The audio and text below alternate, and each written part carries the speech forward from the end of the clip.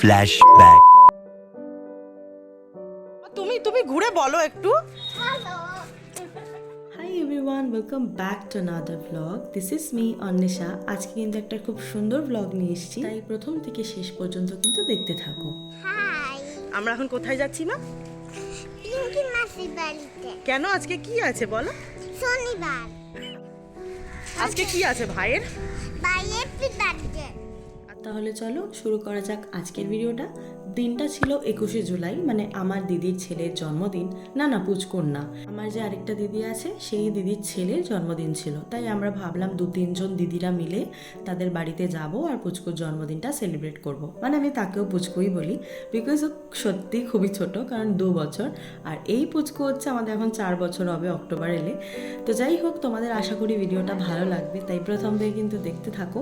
আর অবশ্যই বাড়িতে যদি বাচ্চা থাকে তাহলেও তাদের সাথে দেখিও, তারাও খুব মজা পাবে। তোমার জন্য একটা হেয়ার ব্যান্ড এনেছি আমি। ব্যাগে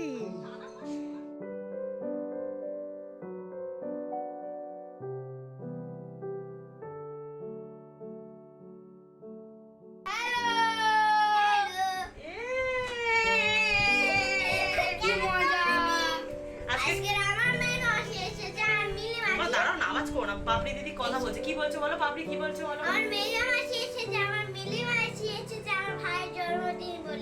তাহলে কি আজকে ভাইয়ের জন্মদিন? হ্যাঁ মা, কি করবো মা, কি করবো প্রতিদিন?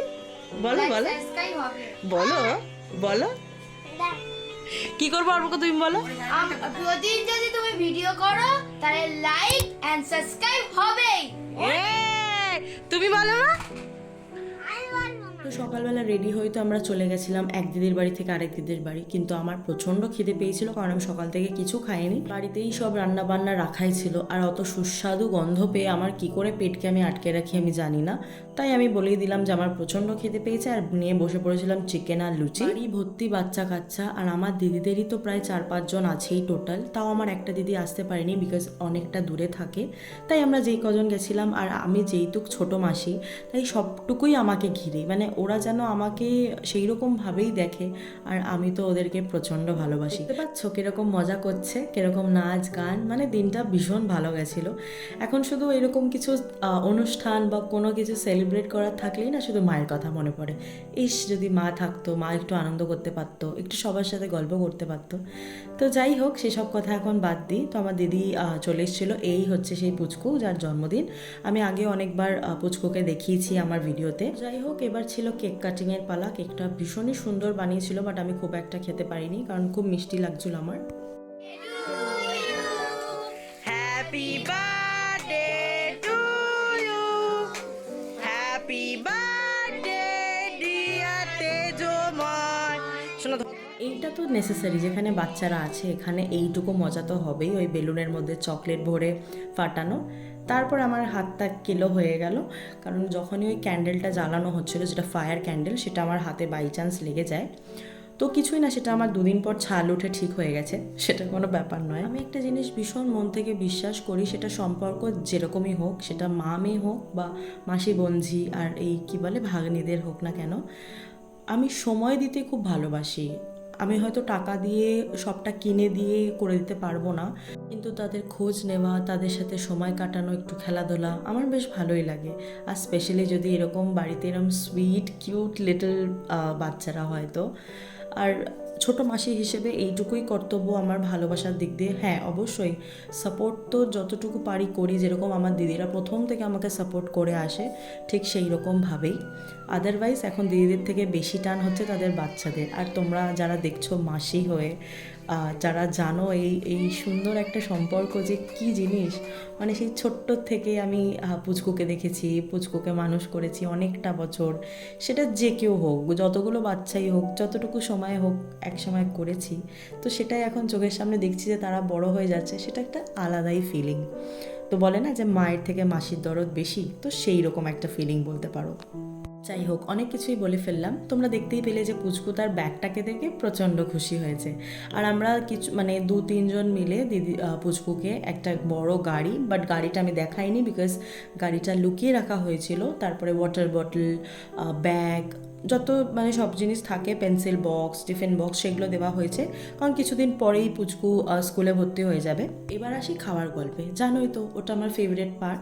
আমার হাতে ওরকম হয়েছিল বলে আমি ওষুধ লাগিয়ে চামচ দিয়েই খাচ্ছিলাম।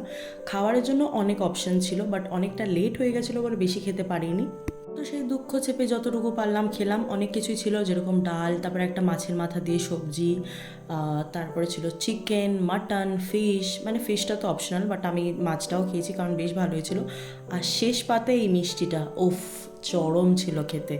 যাই হোক, আমাকে এরকমভাবে দেখে কেউ লজ্জা পেও না, কারণ আমি প্রচণ্ড খেতে ভালোবাসি, হয়তো আমি অনেকবার বলেছি, আর আমি এইরকমভাবেই খাই, তাই তোমাদের সাথে শেয়ার করলাম।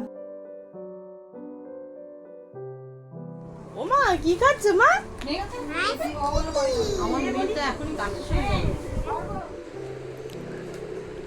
তোমার কেমন লাগলো মা আজকে ভাইয়ের জন্মদিন? ভালো তোমার কি ভাল লেগেছে সব থেকে? না